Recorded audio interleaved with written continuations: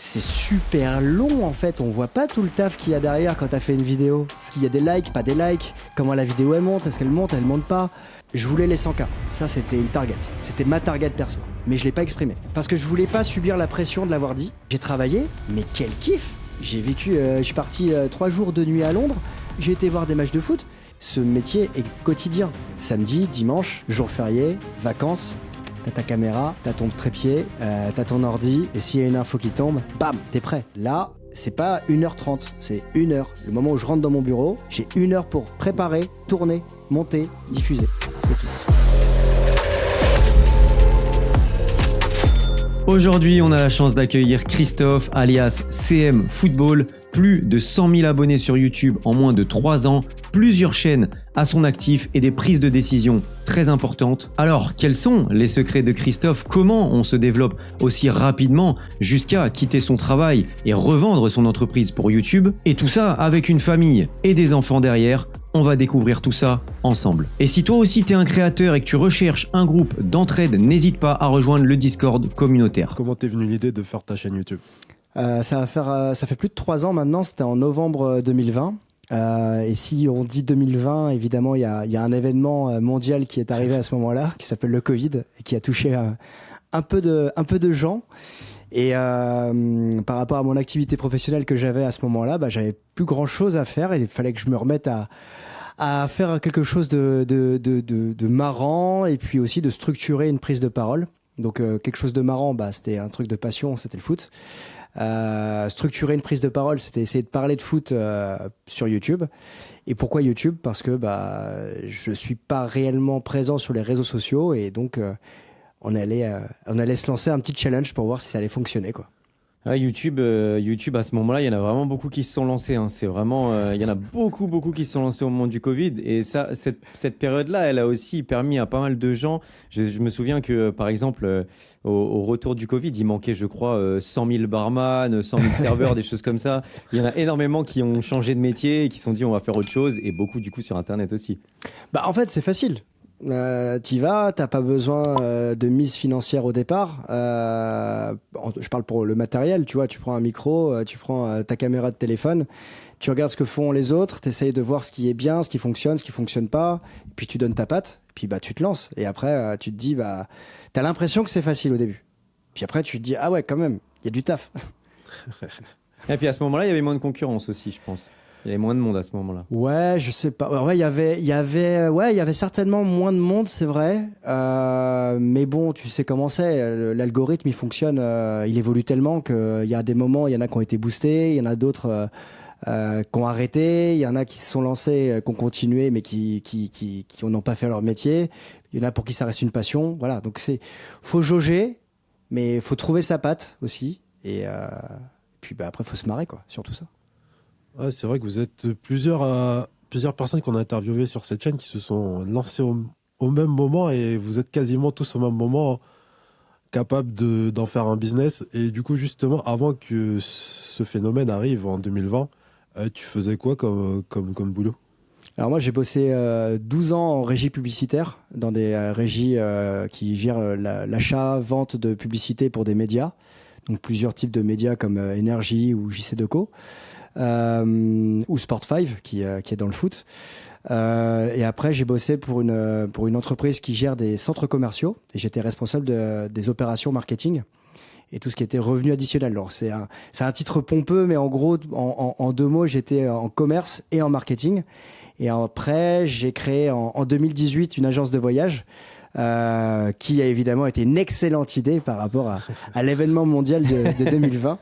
Et évidemment, je l'ai arrêté au fur et à mesure que ça reprenait parce que il y avait trop de complexité, enfin trop de complications, pardon, pour la pérenniser. Même si ça a bien fonctionné pendant les 2 premières années.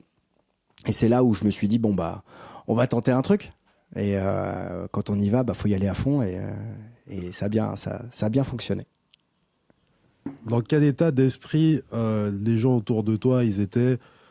Ton état d'esprit à toi, quand tu as posté la première vidéo, est-ce que des gens ils ont dit mais Christophe, qu'est-ce que tu fais? Alors en fait, mes plus proches ne savaient pas. que j'allais lancer la vidéo et je voulais pas les solliciter en fait pour en amont parce que je voulais vraiment aller au bout de l'idée en fait. Je voulais vraiment poster ma première vidéo. C'était mes 10 moments clés de l'histoire du football. Et voilà, le lendemain, j'avais l'anniversaire d'un de mes témoins de mariage. J'ai présenté la vidéo et ils m'ont dit, la vidéo elle est passée, je sais pas, 10 fois, c'était horrible. Ils sont tous foutus de ma gueule, mais dans le bon sens du terme, dans le sens, non mais mec, qu'est-ce que tu fais? Et après, il y avait aussi le fait de, t'y as été, tu l'as fait, tu t'es mis sur les réseaux. Et ça a été fort parce qu'ils ont dit, waouh, t'as été au bout de quelque chose qu'on voit chez d'autres. Il y avait un ami qui me suivait précisément parce que lui, je l'avais sollicité pour qu'il m'accompagne sur les premières prises de parole, sur les premiers tests vidéo. Et il m'avait dit, c'est bon, t'es prêt, vas-y. Et après quelques semaines, il m'a dit, en fait, t'étais pas prêt, mais il fallait que je te dise que t'étais prêt pour que tu la fasses, en fait. Et il avait raison. Et aujourd'hui, il continue de suivre mes vidéos et on rigole parce que c'était, c'est absurde et génial en même temps. Et moi, mon état d'esprit, c'était... c'est super long, en fait. On voit pas tout le taf qu'il y a derrière quand tu as fait une vidéo. C'est déjà le nombre de fois où tu vas reprendre parce que tu t'as bugué, le nombre de fois où tu vas te regarder, t'aimes pas ta voix, t'aimes pas ta gestuelle, t'aimes pas la manière dont tu as dit la phrase que tu avais prévu de dire autrement. Je tournais, il y avait ma femme qui était dans son bureau à côté. Comment je fais pour parler alors qu'elle est au téléphone et quand elle est pas au téléphone, est-ce qu'elle va m'écouter? Tous ces détails. Et puis après, tu as fait la vidéo, tu fais les cuts, tu fais le montage, tu rajoutes les choses. Et puis après, tu exportes ta vidéo, mais tu as un ordinateur qui est pas bon, donc tu mets 15 ans à exporter. Et tu te dis, mais en fait, comment je vais faire pour faire une vidéo rapide? Après, tu as l'upload. Et l'upload, t'as pas la fibre. Enfin, j'avais pas la fibre. Et je fais, non, ça met 3 heures là vraiment pour uploader. Après, tu as les vérifs. Ouais. Et après, le processus est très long. Hein. Ouais, et après, tu appuies sur publier. Et là, tu as publié, t'attends. Et tu vois 100 vues. La première vidéo, quand j'ai passé les 100 vues, j'ai fait waouh, il y a 100 personnes qui ont vu ma vidéo. Waouh, c'est incroyable.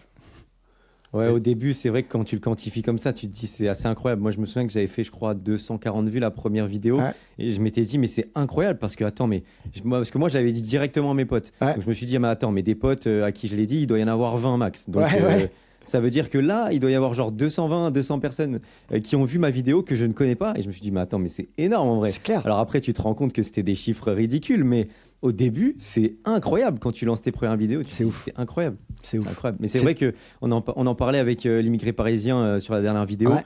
On se rend pas compte de tout ce qu'il y a derrière. Bon, lui, c'est un exercice différent, c'était le live. Mais il disait comme quoi le live à 21h, il va le lancer à 19h. Il y a toutes les préparations avant, toutes les modifs.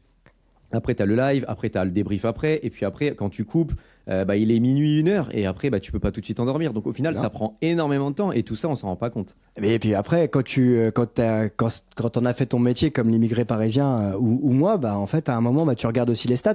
T'es connecté H24 pour voir c'est quoi les commentaires. Est-ce que t'as pas dit une bêtise? Est-ce que t'as pas fourché un nom? Tu t'es trompé de joueur? Le regard est pas le même? Est-ce qu'il y a des likes? Pas des likes? Comment la vidéo elle monte? Est-ce qu'elle monte? Elle monte pas? Pourquoi elle monte? Pourquoi elle monte pas? Alors pourquoi elle monte? T'es content, mais tu te poses la question quand même pourquoi. Et quand elle monte pas, tu te dis ah mais attends. Ouais, ça c'est horrible. Et justement, les statistiques par rapport au moment où tu commences à monter, on sait qu'au début on regarde, on est agréablement surpris quand on a 200, 300 vues, ça fait plaisir. Quand il y en a moins, ça nous impacte moins, on va dire. Mais petit à petit, quand ça commence à monter, quand tu commences à avoir l'habitude, des bonnes vidéos qui marchent, etc. Comment tu vis ça, toi, au niveau des statistiques? Est-ce que toi aussi, t'es pris dans cet engrenage du tableau de bord qui est un cauchemar pour tout créateur, ou ça va, t'arrives à te détacher de tout ça? Ça dépend des périodes.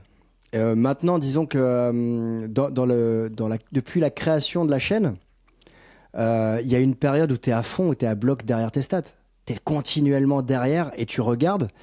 Ça dépend aussi de la chaîne, puisque maintenant j'en ai une deuxième avec le vestiaire. Donc il y a plus d'assurance sur CM Football. Sur le vestiaire, c'est différent parce que c'est lancé depuis 1 an. Donc on est peut-être un peu plus, à certains moments, beaucoup plus connecté sur les stats et à d'autres moments, beaucoup plus relâché parce qu'on se dit, en fait, on sait que l'algo, il va fonctionner à certains moments et pas à d'autres. Donc ça dépend.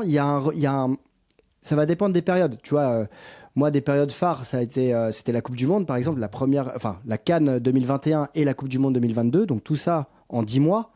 Mais pendant le mondial, j'étais H24 sur mon téléphone. Parce que tu as l'excitation du truc. Tu vois la courbe monter, tu sors une vidéo, tu sors un débrief. Tu vois, un de mes records, c'est 30 000 vues en 10 minutes. Mais t'es ouf. Franchement, c'est flippant. Quand je me rappelle, j'avais 30 000 vues en 10 minutes. Ma femme vient, parce qu'il fallait donner à manger aux enfants à ce moment-là. C'était un débrief à un horaire qui est terrible pour la vie de famille. Et là, tu fais waouh, c'est chaud. T'es pas bien, quoi. Mais dans le bon sens. Puis après, t'es pris, parce que d'une fois que t'as vécu ça, t'as envie que ça revienne. C'est ça. Et après, tu calibres, parce que tu te dis, OK, c'est quoi le juste milieu? C'est quoi ton business plan par rapport à tes vues? Et voilà, et là, tu te détends. C'est fou. Mais pourquoi, selon toi, là, tu parlais d'une vidéo qui a fait 30 000 vues en 10 minutes. Pourquoi, selon toi, tes vidéos, elles ont explosé là où les vidéos de d'autres personnes dans ton domaine n'ont pas explosé? Pour moi, il y a un facteur réussite qui est indéniable. La réussite comme la chance, à un moment, tu vois, il y a l'algo, il va capitaliser sur toi et il va te pousser, il va te booster parce que j'ai testé plusieurs types de formats. Au début, je voulais pas aller sur l'actualité. Après, j'ai été sur l'actualité. Je voulais pas faire de débrief à chaud. J'ai été sur les débriefs à chaud. Donc, il faut tester, en fait. Et puis, après, c'est un mix. C'est un mix. C'est-à-dire qu'il y a des choses que tu prends du plaisir à faire et qui vont fonctionner. Il y a des choses que tu prends pas de plaisir à faire, mais qui vont fonctionner. Donc, est-ce que c'est rentable? Voilà. C'est la question financière qui est la plus importante. Malheureusement ou heureusement, je sais pas. Et après, tu calibres. Et l'algo, il y a un moment, tu vois, moi, ça a été... moi, j'ai eu le coup de boost autour de la Cannes 2021. Et je peux pas l'expliquer. Mais on va dire, techniquement, je peux pas l'expliquer. En termes de personnalité, je peux l'expliquer. C'est-à-dire que ce sont des vidéos pendant la Cannes où j'étais peut-être beaucoup plus relâché, beaucoup plus moins travaillé aussi, beaucoup plus moi-même. Et j'ai partagé beaucoup plus de choses personnelles que je l'ai fait sur d'autres vidéos. Je suis supporter de l'OM. J'ai essayé de le cacher très longtemps au début de CM Football parce que je voulais pas être pris par l'émotion des commentaires qui pouvaient être critiques. Je ne savais pas s'ils allaient être critiques ou pas. Le côté supporter. Donc, je voulais vraiment rester le plus neutre possible. Donc, j'analysais le PSG. Et plutôt, selon les commentaires, c'était plutôt juste, en plus. Aujourd'hui, quand j'analyse le PSG, pour ceux qui connaissent CM Football, ils vont me dire, bah non, mec, c'est pas que t'es pas crédible, mais t'es pas objectif. Ok, pas de problème. Il y a ça. Et puis, ouais, donc, le côté africain, ma mère est marocaine. Donc, moi, en fait, je l'ai exprimé. Et tu vois la force des commentaires qui te poussent. Alors, moi, il y a eu le Sénégal, le Maroc, l'Algérie, le Cameroun, tout ce qui est Afrique francophone. Ça m'a boosté. Et ce que je disais à mes plus proches, c'est qu'il y a un élément qui est personnel. C'est que moi, tu me mets à faire des vidéos, il y a 100 spectateurs, ça me saoule. Et dans le sens, ça me saoule, ça me motive pas. Tu me mets des vidéos où il y a 40 000 vues et avant de faire une vidéo, tu sais que tu vas faire 30, 40, 50 000 vues.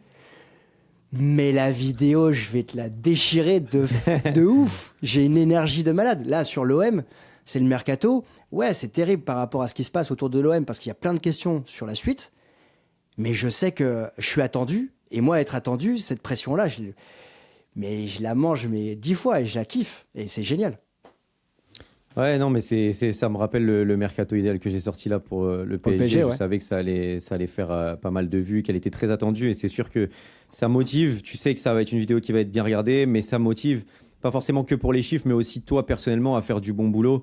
Et ça te motive encore plus à faire du bon boulot. Et ça, c'est important et ça se ressent derrière. Parce que s'il y a autant de vues, c'est certes parce que c'est attendu, mais aussi parce que ça t'a motivé et que donc tu as fait un bon travail. Donc les deux ensemble, c'est clair que ça fait une très belle potion. Mais justement, juste par rapport à ça, tu en parlais tout à l'heure. Moi, j'avais une question. Du coup, tu y as un peu répondu avec ta mère ou ta grand-mère marocaine, c'est ça ? Ma mère. Ta mère. Parce que tu es... pour moi, sûrement le créateur qui parle de à peu près tout le foot et tout, qui parle le plus de la CAN, qui présente énormément d'équipes nationales, etc. Et ça depuis plusieurs années. Ouais. Et je voulais savoir du coup si tu avais un lien spécial avec le football africain et si peut-être tu envisages aussi d'aller à la CAN, peut-être l'année prochaine ou dans 2 ou 3 ans. Alors, j'ai un lien avec l'Afrique par ma mère, en fait, tout simplement. Et après, je pense qu'il y a quelque chose, il y a une manière de parler du football au niveau émotionnel. Quand je parle du Sénégal, et tu sais aussi que le peuple sénégalais est très proche du peuple marocain, le peuple ivoirien également. Cette émotion, elle s'est ressentie, en fait. Elle s'est peut-être ressentie. Après, ces vidéos-là, elles étaient travaillées. C'est-à-dire que quand je fais Sénégal, Algérie, Cameroun, au début de la CAN 2021, je taffe. Vraiment, la vidéo, je prends du temps pour pas me tromper. Et après, quand je commence à faire les avant-matchs et les débriefs pendant la CAN 2021, c'est la même chose.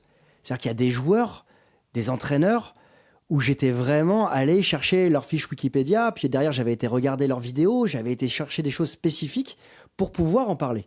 Et ce savoir-faire, il a été reconnu.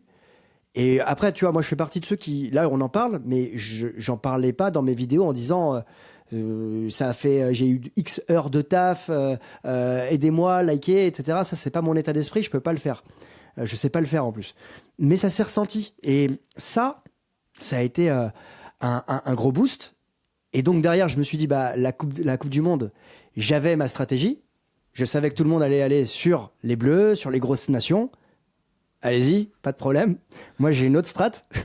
Et elle était bénéfique. C'était aller sur les pays francophones. Et ça a été super bénéfique, super bien perçu. Et ensuite, pour te répondre à ta deuxième question sur aller voir la CAN, j'étais au Maroc là, pendant 15 jours en avril. Ouais, on en a parlé avec les différents... Ouais. Hein ? La prochaine est au Maroc. Ouais, exactement. Elle est au Maroc et j'ai rencontré pas mal de personnes là-bas qui m'ont parlé de la CAN, mais qui m'ont surtout parlé de la Coupe du Monde. Et depuis le Covid, j'ai pas de projet à 5 ans, parce que 5 ans, c'est très très long. Maintenant, je le sais bien. Mais je t'avoue que la Coupe du Monde 2030 avec Maroc, Portugal, Espagne, Portugal, Maroc, c'est là. Quand on se lance, parce que toi ça t'est arrivé, mais pour aider les personnes qui sont dans cette situation, quand on a un travail à côté, comment avoir le temps de développer une chaîne YouTube quand tu es en concurrence avec des gens qui, par exemple, ils font ça toute la journée, quoi. Le temps, tu le trouves, en fait, c'est une passion. C'est que quand je me rappelle, quand j'ai lancé mes premières vidéos, il y avait le discours que j'avais vis-à-vis de... alors, encore une fois, ça, c'est une question de personnalité. Il y avait le discours que j'avais vis-à-vis de plein de personnes, enfin, tous les proches avec qui j'en parlais, ou toutes les personnes qui me disaient « tu fais quoi ?» etc. Et ce que j'avais au fond de moi. Au fond de moi, je voulais les 100K. Ça, c'était une target. C'était ma target perso. Mais je ne l'ai pas exprimé en privé. Jamais. Parce que je voulais pas subir la pression de l'avoir dit et de dire que je veux en faire mon métier. Parce qu'au début, je me lance, je sais pas si je vais en faire mon métier. Je sais, on va dire, en juillet donc de l'année qui suit, c'est l'Euro. J'arrête pendant 7 semaines, parce que je viens d'avoir ma fille, mon deuxième enfant. J'arrête pendant 7 semaines et je reprends en fin août 2021. Et là, je me pose pas mal de questions. Est-ce que ça va marcher ou pas ? Et c'est en janvier, quand je bascule à peu près à 30 000 abonnés, que là, je me dis, OK, j'ai compris comment ça fonctionnait. Alors, pas l'algo, ça, on ne le comprend pas. Mais j'ai compris comment je pouvais lier mes métiers précédents, donc bosser en régie publicitaire, à l'éditorial.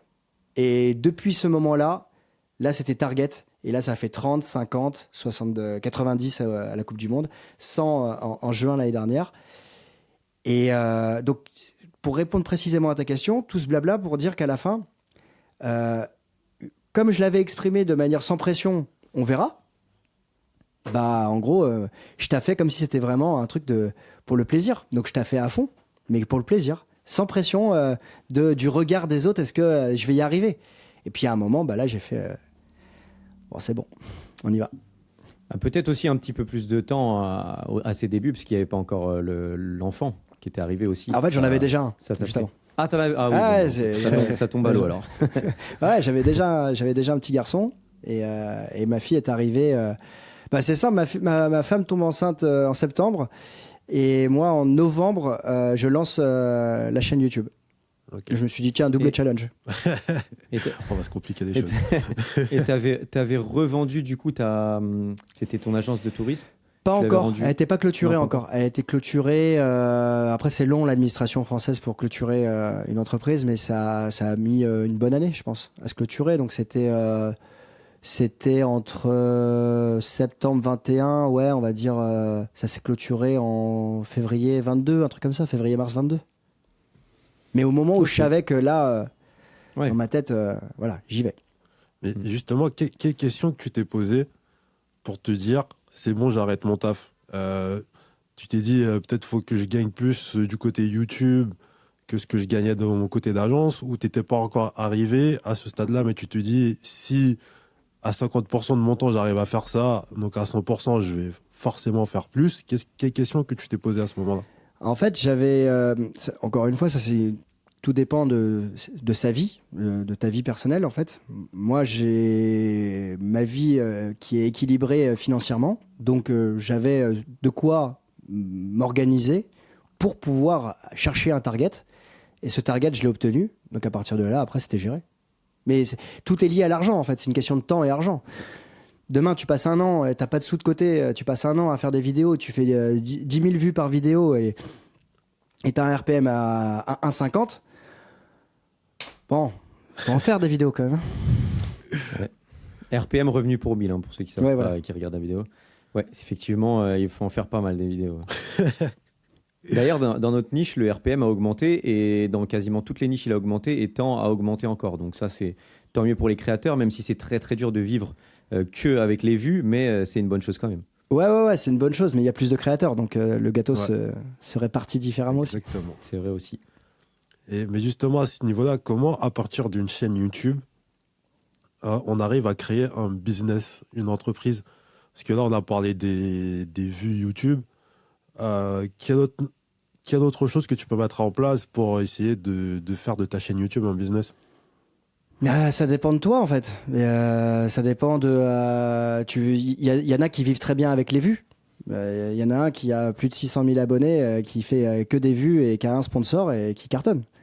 Donc ça dépend en fait de ta faculté à aller à vouloir. Enfin, ça dépend déjà de ce que tu veux. Il y a des gens qui sont très heureux sur YouTube et qui font des vues et qui ont des sponsors. Et encore, tout ça, ça passe par de l'épanouissement personnel.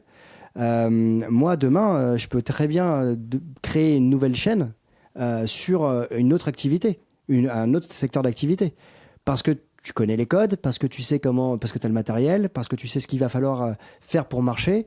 Et là, tu peux ouvrir une nouvelle ligne de budget. Après, t'en as qui se font payer pour intervenir dans de nouvelles vidéos, t'en as qui font des sponsors pour d'autres chaînes. Donc ça, c'est un autre levier. Et puis après, t'as les sponsors en fait qui vont te chercher, quoi. Et toi, du coup, par rapport à ça, tu as tablé plus sur quoi? Plus sur du coup le vestiaire, les sponsors? C'est un mix de tout. C'est jamais bon d'avoir tous les œufs dans le même panier, donc il faut savoir justement répartir toutes les lignes budgétaires. Après, tu vois, il y a des sponsors, on connaît les paris sportifs.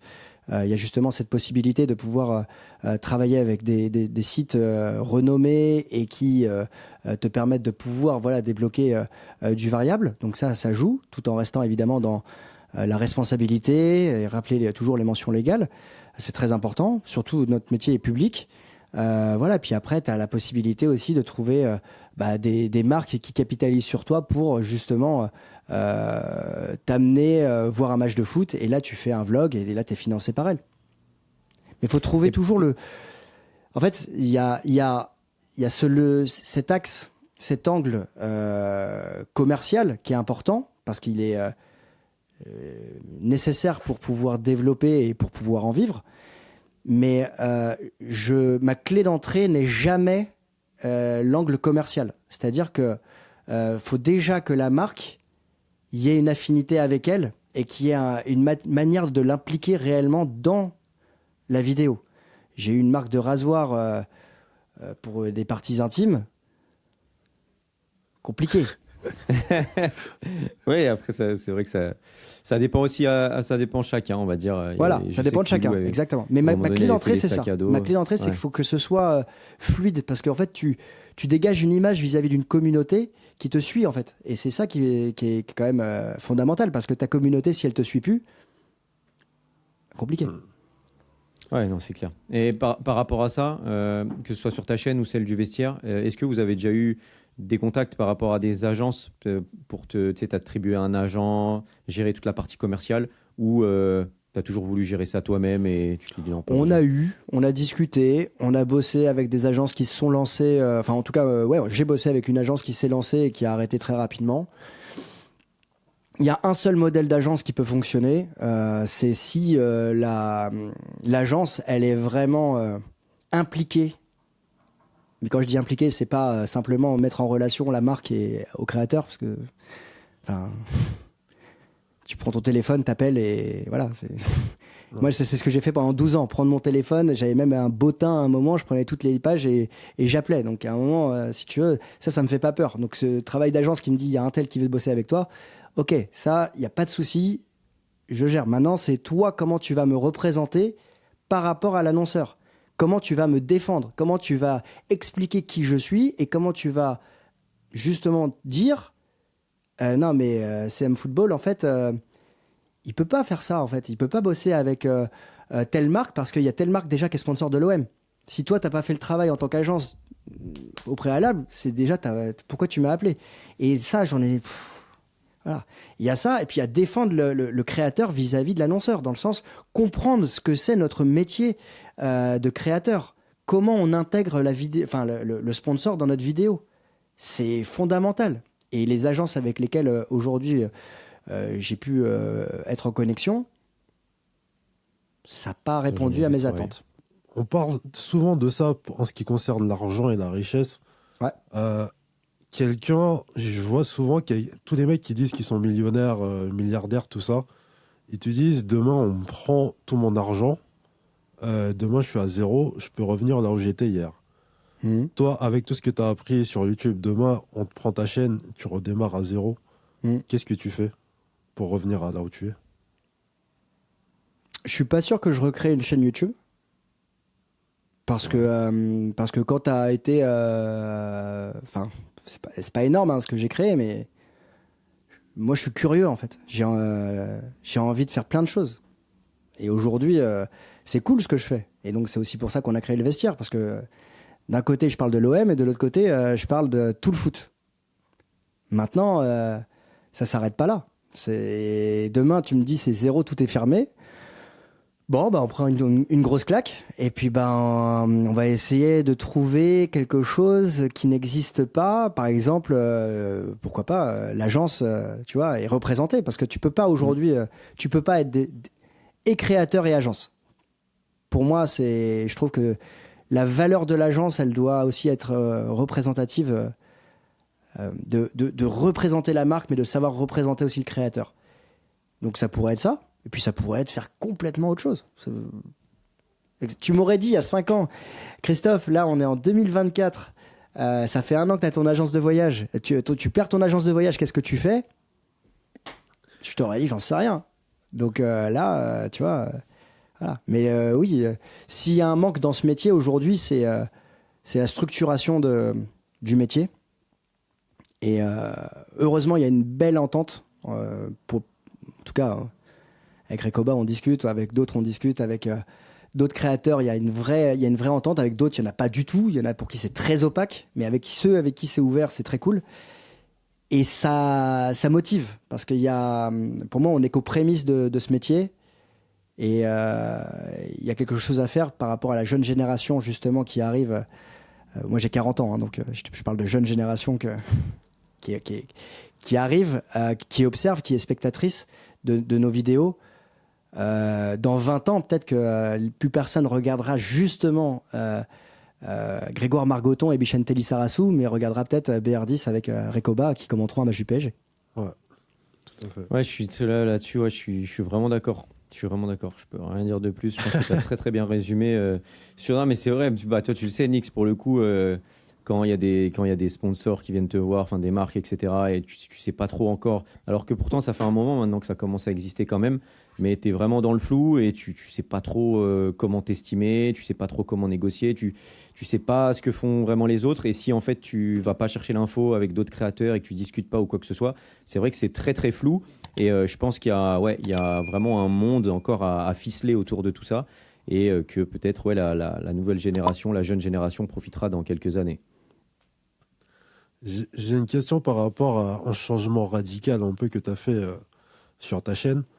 Parce que souvent, nous, on se pose la question inverse. Nous, on a commencé 100% PSG. Mm. On a l'impression, au bout d'un moment, d'avoir atteint un plafond. Mm. Et on se pose la question, des fois, est-ce qu'il ne faut pas aller parler d'autre chose? Toi, tu as fait le chemin inverse ou tu as parlé de tout? Et là, depuis début de saison, je crois, tu t'es réduit sur que l'OM. Pourquoi? Parce qu'il y a le vestiaire qui a été créé. Et que le vestiaire, il a été créé justement pour structurer une offre de communication et structurer une offre éditoriale. C'est-à-dire qu'en termes d'édito, si demain, je parle de tout sur CM Football, que Thomas il parle de tout sur Chronique Foot et qu'on parle de tout sur le vestiaire, bah, pourquoi tu vas aller nous voir sur le vestiaire? Ok. Voilà. Donc, il y a ça. Et puis après, il y a l'opportunité. L'opportunité, c'est pas forcément négatif d'être opportuniste. Tu regardes le marché de l'OM, tu fais OK. Enfin, quand je dis le marché, c'est tu regardes les créateurs présents sur YouTube qui parlent de l'OM, tu te dis OK. Bon, moi, au bout de 2 mois, si j'avais bien analysé mes datas, j'aurais pu déjà partir sur l'OM. Parce que ma première vidéo qui marche bien, c'est Paul Lirola qui arrive à Marseille et j'ai même pas 3000 abonnés, je fais 8000 vues. Ma deuxième vidéo de l'OM, c'était Milik. Je fais 12 000 vues. Et dans ma tête, je me dis non, je veux pas m'enfermer tout de suite. Voilà. Donc après, on apprend. Et donc ouais, cette saison, j'ai fait OM et Coupe d'Afrique. Et ça a plutôt bien fonctionné. Après, voilà, c'est... Faut savoir, il y a le côté édito qui est important, savoir là où vous êtes épanoui, là où on est épanoui, et il y a le côté business, quoi. C'est à un moment, c'est ce qui paye, c'est le vin de chaque mois, combien Google t'a envoyé, quoi. Mais est-ce qu'il y a eu l'idée, je sais pas si tu vas comprendre ce que je veux dire, mais est-ce qu'il y a eu l'idée de vouloir te restructurer et donc, comme tu voulais pas rater toute l'actu foot, etc., et en parler, alors il y a eu le vestiaire? Ou alors, est-ce qu'il y a eu l'idée du vestiaire et donc il y a eu restructuration sur ta chaîne? Non, il y a eu à un moment, précisément un instant précis, précisément un instant précis, c'est bien. Il y a eu un instant précis qui était le 14 février, PSG Bayern, je crois, l'année dernière, où je fais le débrief à chaud ou à froid, je sais plus, et ça marche pas sur CM Football, ça marche pas. Et j'appelle Thomas et je lui dis, écoute, c'est bon, j'en ai marre, c'est bon, c'est décidé. Et je lance une deuxième chaîne. J'étais parti, tu vois, on en avait déjà parlé tous les deux. Et c'était pas le moment, tu sais, le côté, putain, on repart de zéro, c'est compliqué. Voilà. Et il me répond, il me dit, Vamos, on y va tous les deux, il n'y a pas de problème. Voilà. Et là, on fait, OK, go, on fait ça à la fin de la saison. Puis bon, je suis un peu impatient. Donc, c'est lancé, je crois, 14 mars là, ou 20 mars l'année dernière. En un mois, on a tout lancé. On a tout préparé, on a tout lancé. Et on est parti en se disant, on continue jusqu'à la fin de la saison notre mode éditorial. Et puis après, on voit. Et puis, tu vois, l'année dernière, je me rappelle, pendant le mois de juillet, mois de juin, il y a la question, est-ce qu'Mbappé il part du PSG? Il y a potentiellement 250 millions et tout ça. C'est une de mes dernières vidéos.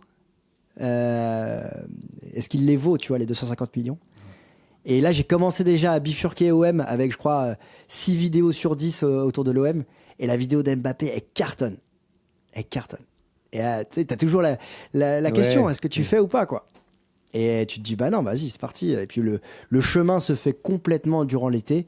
Le mercato OM étant ce qu'il est, on a beaucoup d'actu, donc beaucoup de taf. Et donc, ça a bien fonctionné. Et donc là, il n'y avait pas la place pour aller faire autre chose, quoi, sur CM Football et le vestiaire. Ouais, je comprends. Ouais. C'est un sentiment que j'ai pas mal en ce moment aussi. Moi, je me suis un peu plus ouvert, mais du coup, quand tu t'ouvres, il y a des vidéos qui flopent. Qui flopent, c'est un grand mot, mais ça fait moins de vues que tes vidéos de d'habitude sur le PSG. Donc, on prend son mal en patience et on se dit que, surtout avec là, l'Euro qui va arriver, le mercato, où tu peux t'ouvrir aussi à pas mal de clubs, tu peux te construire une communauté un petit peu différente de ce que tu as. Donc, on va partir là-dessus. Mais ouais, je comprends cette idée-là. C'est vrai que c'est pas évident quand tu es ouvert à tout et que tu floppes sur certains sujets. Ouais. Mais bonne décision, parce qu'en plus de ça, c'est vrai que dans cette niche, un duo qui parle d'actualité, il n'y en avait pas, si je ne me trompe pas.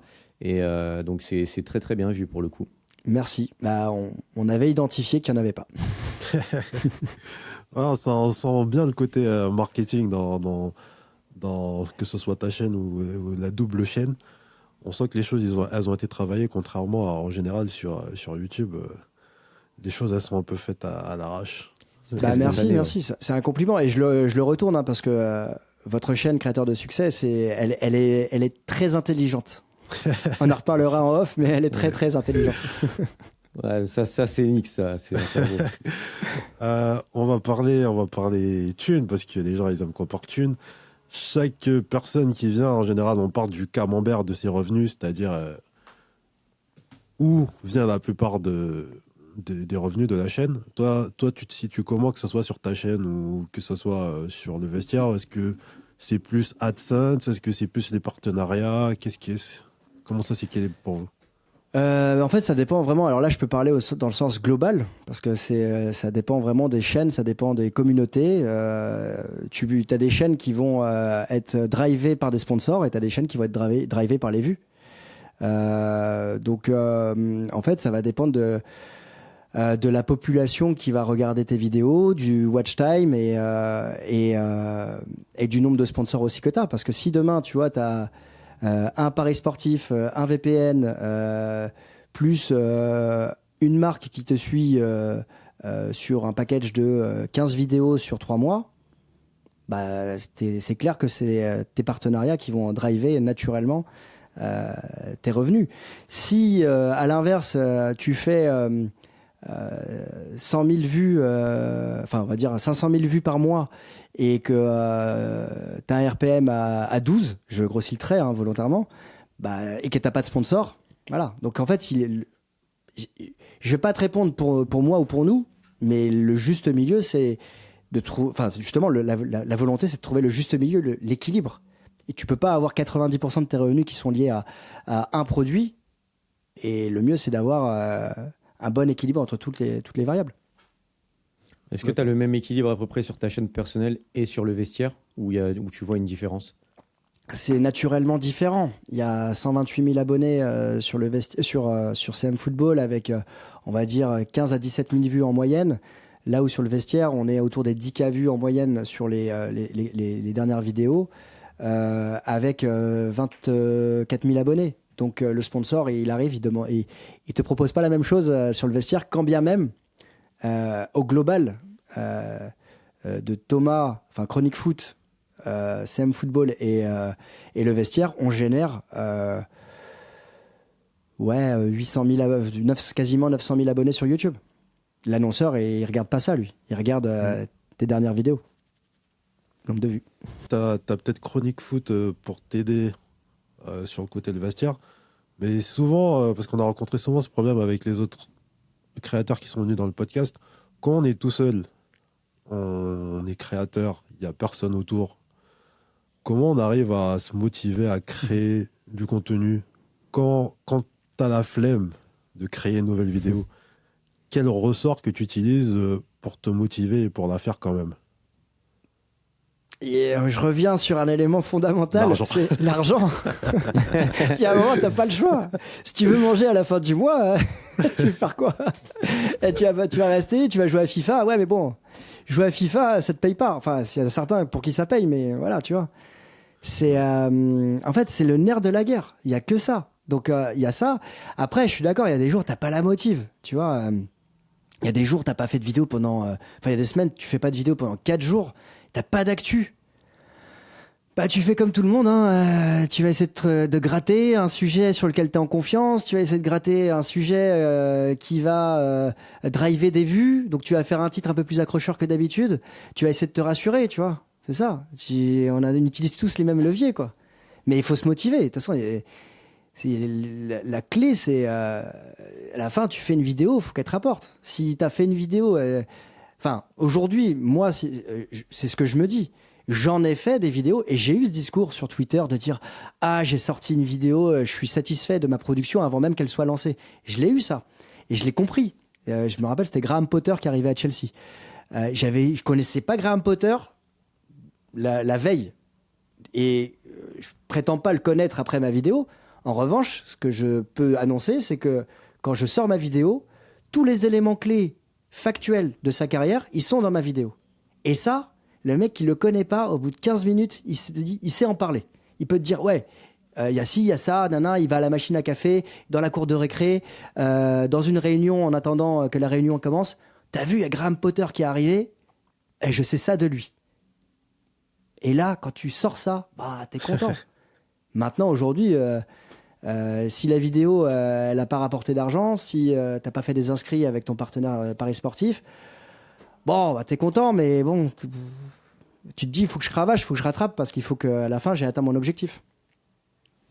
Et juste pour revenir sur ce que tu disais, le travail de recherche sur Graham Potter, c'est quelque chose que moi je fais aussi quand il y a des joueurs qui sont liés au PSG ou qu'on ne connaît pas, etc. Et il y en a qui ont le discours inverse. Il y en a qui ont le discours il y a des créateurs qui ont le discours ah bah non, mais moi je connais pas le joueur, etc. Donc je vais pas en parler. Je connais pas le joueur, alors je vais pas prétendre être, tu vois, machin, alors je vais pas en parler. Alors que je comprends pas, tu peux faire un travail de recherche comme tout le monde. Et justement, l'offre que tu proposes, c'est que tu sais qu'il y a, puisque toi tu le connais pas et que nous-mêmes on le connaît pas, il y en a beaucoup qui ne le connaissent pas. Donc, ce qu'ils attendent aussi, tes abonnés, c'est que justement tu leur donnes ça. Et fais le travail de recherche. Rien ne t'empêche de faire ce travail de recherche et de leur donner la vidéo qu'ils attendent pour avoir ces connaissances-là. Et ça ne veut pas dire que tu prétends tout connaître. Au contraire, tu vas faire le travail de recherche pour eux. Et c'est vrai que je comprends pas trop ceux qui ont ce discours-là. Bah, je partage ton avis. Après, ceux qui ont ce discours-là, c'est peut-être ceux qui ont eu un discours inverse quelques temps avant, qui disaient il faut absolument sortir la vidéo dès que l'information allait tomber et qu'ils voulaient être les premiers parce que l'algorithme favorise les premières vidéos qui suivent l'actualité. Donc, faut pas forcément tout écouter. Il se cache peut-être quelque chose derrière ces phrases-là. C'est pas eu le temps de le faire.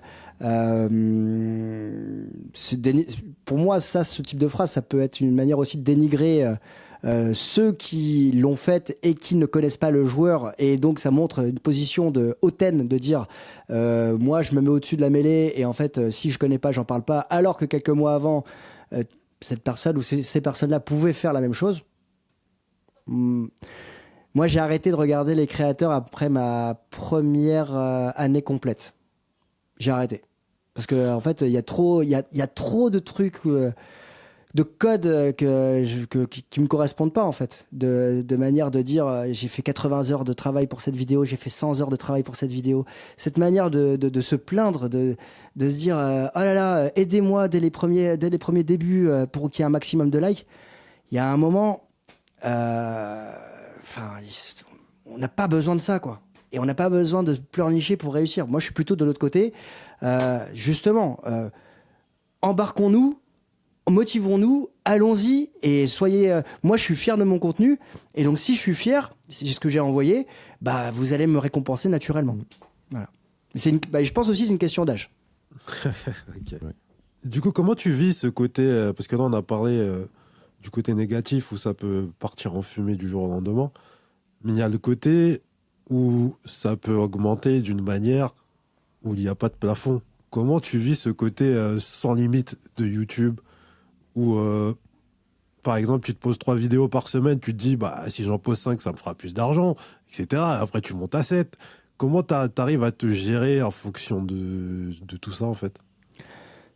J'ai pris le parti de faire par rapport à l'actualité de l'OM, par exemple. Donc là, tu vois, il y a une actualité qui est forte. C'est le mercato qui commence. Mais pour autant, j'ai pas fait 3 vidéos en 3 jours. J'ai fait ma vidéo de bilan lundi. Aujourd'hui, j'ai sorti une vidéo où je fais le bilan des joueurs, ceux que je veux voir rester, ceux que je veux voir partir. et je suis pas encore rentré dans le mercato. Donc c'est aussi une gestion éditoriale de tout ce que tu as à dire. Et sur CM Football, c'est plus simple puisque je sais que je dois rester patient par rapport à tout ce qui va arriver, sans avoir d'infos. Hein. C'est vraiment c'est une gestion. Là où sur le vestiaire, on est beaucoup plus en réaction à chaud. Le format s'y prête davantage. On est deux. Tu apprends l'information. On a un édito qui nous permet de réagir en disant « Ah, t'as vu, il y a ça, comment t'as réagi ?» Blablabla. On partage en fait l'émotion. Donc c'est plus comme ça qu'on a travaillé, en tout cas que j'ai travaillé de mon côté mon édito, même si à certains moments, il faut donner le coup de boost.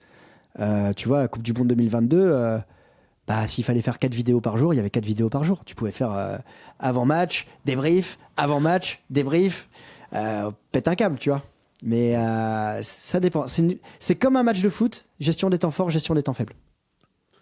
Et par rapport au vestiaire et à son développement, vous aspirez à quoi? Vous aspirez à plus? Vous aspirez à des projets totalement différents? Le format est...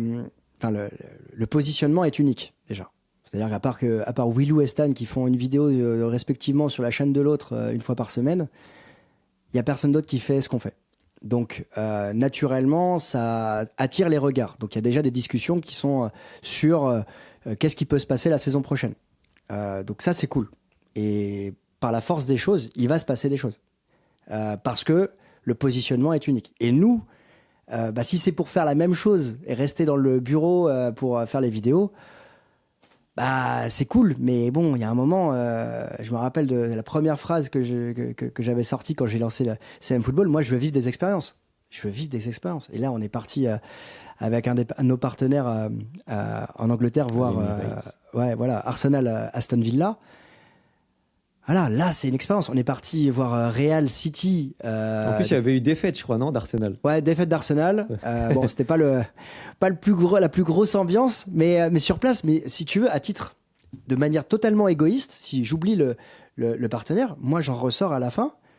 J'ai travaillé, mais quel kiff! J'ai vécu, je suis parti 3 jours 2 nuits à Londres. Je suis parti avec mon pote qui est devenu mon associé. J'ai été voir des matchs de foot.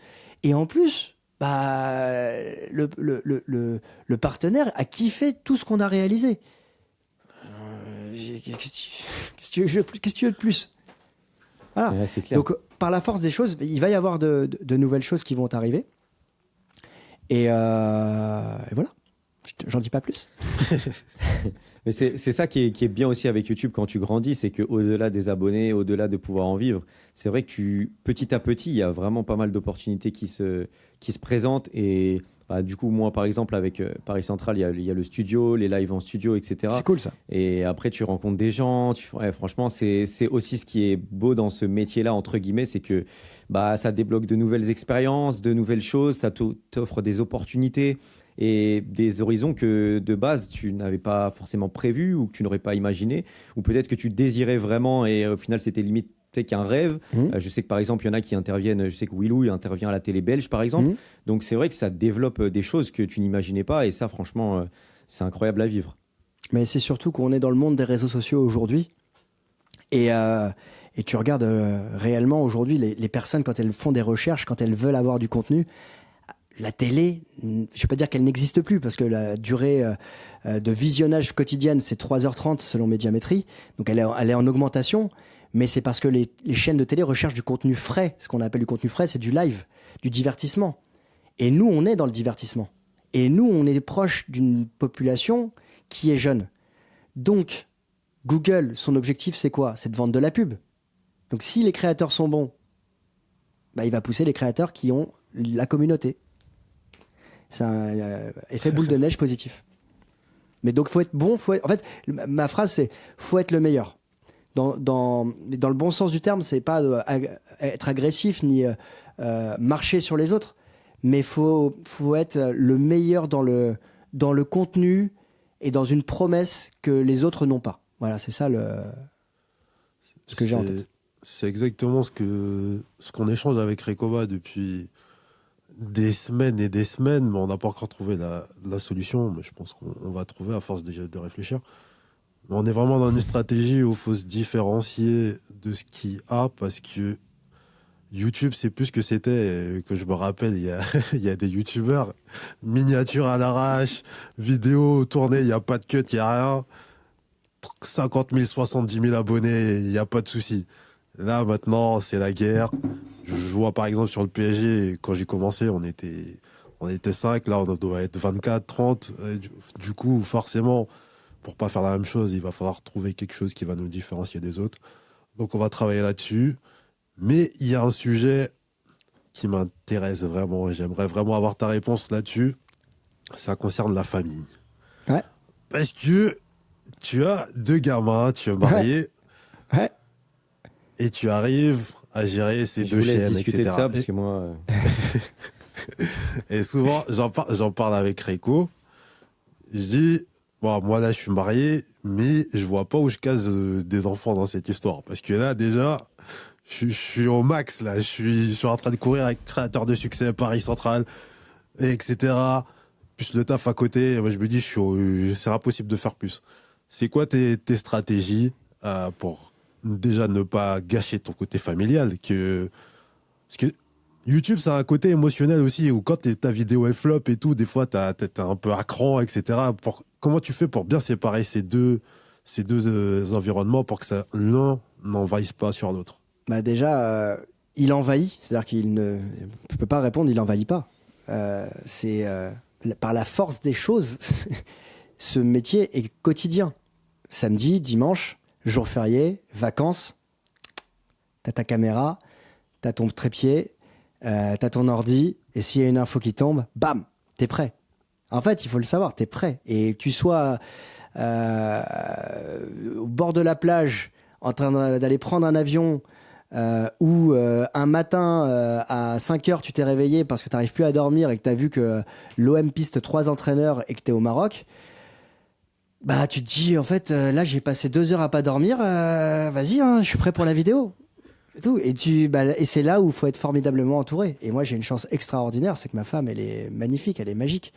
C'est que elle sait que c'est mon métier, elle sait que c'est ma passion. Et quand il y a besoin de tourner, voilà, elle prend le relais. Et après, voilà, faut faire des concessions. C'est-à-dire que il y a des moments, il y a des temps forts et des temps faibles. Il y a des matchs, tu vois, tu fais une croix, tu regardes pas. Le match, moi avant j'étais très Première Ligue, tous les week-ends je regardais. Bon, déjà quand t'as des enfants c'est mort, hein, t'oublies de regarder tous les matchs, hein, tu te focalises sur les matchs qui sont importants et sur lesquels t'as envie de passer du temps, déjà avant même YouTube, hein.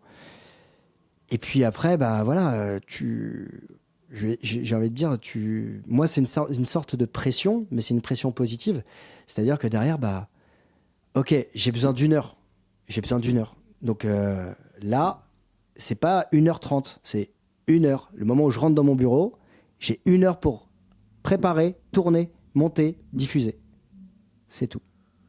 Et à 1h02, je sais que là, la porte, ça s'ouvre, il y a les enfants, ils savent aussi, hein, ils sont là. Ouais. Donc, focus. Et voilà, c'est un vrai échange. Mais c'est compliqué à comprendre, il faut vraiment trouver les bonnes personnes pour comprendre. Ouais, c'est exactement ça. Ouais. Du coup, j'ai pas grand-chose à rajouter, sauf que c'est un point positif aussi, parce que moi, j'ai plus de temps, mais du coup, je perds beaucoup de temps aussi, parce que j'ai pas la pression de me dire dans 1 heure, il y a les enfants qui ouvrent la porte. Il y a personne qui ouvre la porte, donc je traîne, je fais d'autres trucs, je prends du temps, machin. Et au final, j'ai perdu du temps. Alors que finalement, quand tu es bien organisé, alors après, je peux bien m'organiser et tout, c'est à moi aussi d'être plus productif, mais c'est vrai que d'avoir cette pression-là, mine de rien, au final, tu es quand même productif comme il faut et finalement, ça résout des petits soucis de productivité aussi. Après, il y a aussi un autre élément, c'est que nous, on est très liés à l'actualité du football par rapport à notre métier. Et quand tu as l'Euro qui commence, par exemple, ou la Coupe d'Afrique ou la Coupe du Monde, tu es pris par les matchs. T'es obligé, en fait, t'as une obligation. Donc, tu sais qu'il y a les matchs. Donc, à J-1 ou à J-2, tu fais l'avant-match. Donc, tu sais que t'as un temps qui est pris. Et en fait, plus on a d'actualité, plus on kiffe, en fait. Mais c'est là où il faut savoir gérer les temps forts et les temps faibles, en fait. En fait, c'est business plan, année, fin d'année, combien d'argent qui est rentré. Et après, tous les mois, tous les 2 mois, tous les 15 jours, tu regardes où t'es, tu regardes le calendrier et tu regardes là où tu vas gagner, là où tu vas pas gagner. Et tu gères, en fait. Et comme un match de foot, Thierry Henry, il le disait en 98. Hein. J'arrive pas à gérer mes temps faibles. Faut que j'apprenne. Bah, respire. Très bon à savoir, parce que franchement, j'admire à chaque fois qu'on a des créateurs. On avait quelqu'un qui faisait de la nutrition aussi. Ouais. Il me parlait de comment il s'organisait avec son gosse et tout. Mais moi, en fait, les gens, je pense que quand ils se retrouvent dans cette situation, ils trouvent le moyen d'être efficaces. Et En fait, comme il disait choix. Rico, nous, on a peur de se lancer de ce côté-là. Mais je crois que quand tu y es, tu trouves une solution. Parce que tous les gens que j'ai vus qui ont eu des enfants et tout, ils ont réussi à trouver des solutions pour, comme tu as dit justement, être plus efficaces. C'est tout simplement ça. En fait, là, on a parlé business. Et donc, je vous ai raconté mon point de vue par rapport au business. Mais la clé d'entrée, c'est pas le business. C'est la famille, c'est les enfants. C'est ça la clé d'entrée, numéro 1. Il y a rien au-dessus d'eux. Après, par la force des choses, on est obligé parfois de se dire, tiens, putain, Mbappé a annoncé qu'il allait partir. Donc là, bam, tu sais que tu vas monter, etc., tourner. Maintenant, là, mon téléphone est à côté. Hop. Il sonne. Il y a je vois que c'est la crèche ou l'école qui m'appelle. Les gars, la vidéo, elle s'arrête direct. Hein. C'est la priorité des priorités. Et après, tu leur offres du temps aussi. Tu leur offres un temps spécifique à eux où tu es pleinement avec eux. Mes vacances au Maroc, c'était je tourne pas la première semaine. Alors, il y avait ce jour, cette nuit où j'ai pas beaucoup dormi, où là, j'ai tourné le matin et c'était très bien. Mais sinon, la première semaine, je savais, il n'y avait pas d'actu qui allait tomber, enfin dans le sens, il n'y avait pas de bruit qui pouvait arriver. Bah, je profite. Ouais, mais j'ai peur que ça, moi personnellement, j'ai peur que ça me rende, entre guillemets, dans le sens faible au côté business. Dans le sens où, moi par exemple, j'ai une image, genre je suis posé sur le canapé avec genre ma petite fille et genre il y a une actu qui arrive et là elle a besoin de moi. À quel moment je vais lui dire va te coucher ou je sais pas quoi et je vais aller traiter l'actu? C'est quasi impossible. Moi limite, c'est la peur que j'ai, que je me dis je vais lâcher, le truc que j'ai en plus, la niaque qui fait que je taffe, j'envoie des vidéos tout le temps, j'ai peur de la perdre comme ça, tu vois ce que je veux dire? Bah, en fait, il y a plusieurs points. C'est que quand tu as des enfants, tu sais que c'est la priorité. Donc en fait, à partir de là, ça change tout. Ouais. Et deuxième point, c'est que si c'est la priorité, il faut construire le business autour du fait qu'il ne faut pas réagir sur l'actualité. Ou à des moments où eux, ils sont couchés, par exemple, à l'école, pas à la maison ou dans une activité ou autre. Et après, l'actualité. En fait, il faut... Et ça, c'est Google, malheureusement, et YouTube qui nous apprend malheureusement le mauvais rythme. Et je m'étais très détaché de ça dès le début. Enfin, j'étais très détaché de ça. Je suis rentré à fond là-dedans et j'en suis un peu ressorti. C'est réagir à l'actualité tout de suite. En fait, quand tu réagis à l'actualité tout de suite, tu n'as pas le même recul, tu n'as pas la même distance avec l'information. C'est pour ça que sur CM Football, je ne fais pas de débrief à chaud. Je ne veux pas faire de débrief à chaud sur CM Football. Si je ne peux pas débriefer à froid, on verra si je peux débriefer à chaud, mais je ne le souhaite pas, parce que je n'ai pas la même distance avec le moment, je reste un supporter. Donc, voilà. Sur le vestiaire, c'est différent. J'ai une autre approche, j'ai pas d'affect. Donc, je peux parler. Mais je préfère créer à froid, ne pas être lié, justement. Et donc ça, clairement, ça peut se construire dans vos chaînes respectives. Ça peut se construire d'avoir un contenu à froid qui vit quand vous avez décidé. Il est très intelligent ce mec. Hein. Attention, il faut le réinviter. Merci. Non, je pense qu'effectivement, le fait de construire quelque chose qui n'est pas réagir sur l'actualité, c'est sûr que ça aide parce que tu peux prévoir plus facilement, tu peux t'organiser plus facilement. Mais au final, il y a aussi cette donnée de... Enfin, moi, c'est l'impression que j'ai, c'est plus tu as de choses à faire et plus tu t'organises et au final, tu t'en sors.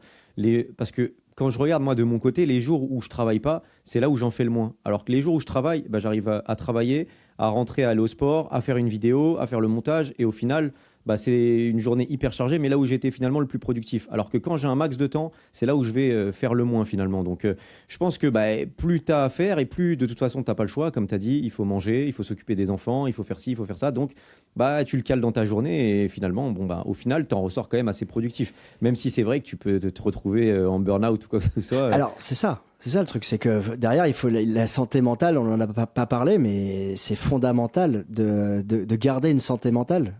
Tu vois, on parlait tout à l'heure un peu du côté négatif. Quand tu es trop lié à tes stats, quand tu vois que ça marche pas, comment tu gères, et ça c'est fondamental, ce sera peut-être le mot de la fin, mais il faut absolument parler, se ressourcer, se détacher des chiffres, et en fait tu deviens pas, c'est comme un match de foot, t'as eu des bons résultats à un moment, tu deviens pas mauvais du jour au lendemain. T'as eu des bons résultats, pourquoi t'as eu des bons résultats? Qu'est-ce qui a fait que t'as eu des bons résultats? Alors parfois c'est la rapidité, parfois c'est le sourire, l'émotion, la petite phrase en entrée que t'as dit. Faut garder ces codes-là, et surtout quand t'arrives derrière à pouvoir analyser à froid et surtout à créer l'habitude d'analyser à froid et que les gens t'attendent, c'est bon. Ouais, c'est très vrai, surtout pour les gens qui t'attendent. Parce qu'au final, c'est vrai que, comme tu as dit, en fait, tu te mets la pression pour réagir à chaud, pour sortir l'actualité à chaud. Et finalement, quand tu prends le recul et que tu te dis, mais en fait, de toute manière, les gens attendent mon point de vue, attendent ma réaction, attendent ce que je vais dire du sujet, finalement, tu peux sortir les vidéos plus tard et le faire déjà toi mieux et te détacher de ce côté où tu as la pression. Moi, je me souviens l'année dernière, quand il y avait des actus mercato, moi, j'étais en plein développement au tout début, tu vois. Donc, pression directe. Il faut réagir. J'étais encore au taf. Je me disais, putain, et tout, c'est long et tout. Les transports, je pétais les plombs. Et quand tu te détaches de ça et que tu comprends ce message-là, après, ça vient avec le temps parce que c'est là où ta commu est de plus en plus engagée et attend vraiment tes vidéos. Mais ça, c'est vrai que c'est une très, très bonne chose. Ouais. C'est clair. Dernière question qu'on pose à tous nos invités. Christophe, c'est quoi ton secret qui a fait que tu es arrivé à tes 130 et plus abonnés? 130 000, pardon. Ce qui est intéressant au final dans ta réponse, c'est que pour le coup, là, on a eu un profil totalement différent parce que je pense que la personne, on va dire la plus âgée, entre guillemets, avait peut-être 35 ans ou 36 ans, quelque chose comme ça. Et là, on a une vision totalement différente. Du coup, on voit quelqu'un de beaucoup plus expérimenté, qui prend beaucoup plus de recul, qui est aussi plus, on va dire cartésien dans les statistiques, dans l'approche. Il faut penser argent, il faut penser statistiques aussi, il faut penser ça, tac, il faut regarder les statistiques et tout. Et du coup, c'est intéressant parce que c'est un profil totalement différent, avec plus de recul, plutôt que les personnes qu'on a pu avoir précédemment, où c'était un petit peu plus spontané. Je me souviens de Riles, de Yanis, c'est beaucoup plus spontané, c'est moins réfléchi, c'est plus aller à la va-vite, et puis on verra ce qui se passe, et puis là où ça m'emmène. Là, c'est beaucoup plus réfléchi, donc c'est intéressant, parce que ça offre une perspective, un point de vue totalement différent. Merci, je prends ça comme un compliment. Après, c'est pas forcément un bon... c'est pas forcément une vérité générale ce que je dis, c'est-à-dire que la spontanéité peut apporter aussi des résultats formidables comme l'immigré parisien ou Riles que vous avez cité, qui sont des exemples en termes de succès, de vues et d'abonnés. Après, je consomme pas leur contenu, je les consomme sur le Twitter parce que parfois je vois des extraits qui passent, mais la vérité, c'est que c'est comme le classement à la fin du championnat, ou comme Didier Deschamps. À un moment, tu gagnes ou tu gagnes pas. Eux, plus d'1 million d'abonnés, des centaines de milliers de vues. La spontanéité, ça marche. Ouais, non, mais il n'y a pas qu'une manière de penser, c'est clair. Et au final, c'est on en revient à l'épicentre, le travail et la régularité. Et au final, même si tu as une manière, une approche différente, si tu travailles et que tu es passionné par le foot pour le coup et que tu as la régularité, tu y arrives. On va continuer. Je vous souhaite justement du succès. Vous qui êtes créateur de succès, c'est à vous le succès maintenant. On espère en tout cas. Et Christophe, merci d'être passé. Merci à tous les deux. C'était un épisode très inspirant personnellement et c'était un plaisir de parler avec toi. Comme j'ai dit, très très très intelligent et comme il a dit Rico, c'est une vision différente de ce qu'on a vu précédemment parce que souvent on parle en mode émotion et là ton côté réfléchi il nous a fait du bien et je pense que ça va nous inspirer pour la suite. Vous allez mixer et puis vous allez nous rejoindre avec le trophée. Exactement. Ouais, on espère, l'objectif. Ça va venir. Allez, ciao. Merci à vous les gars. Ciao. Si t'as aimé cette interview, t'aimeras aussi celle de Riles ou celle de Alex de Castro, deux autres youtubeurs qui vivent de leur passion pour le foot sur YouTube.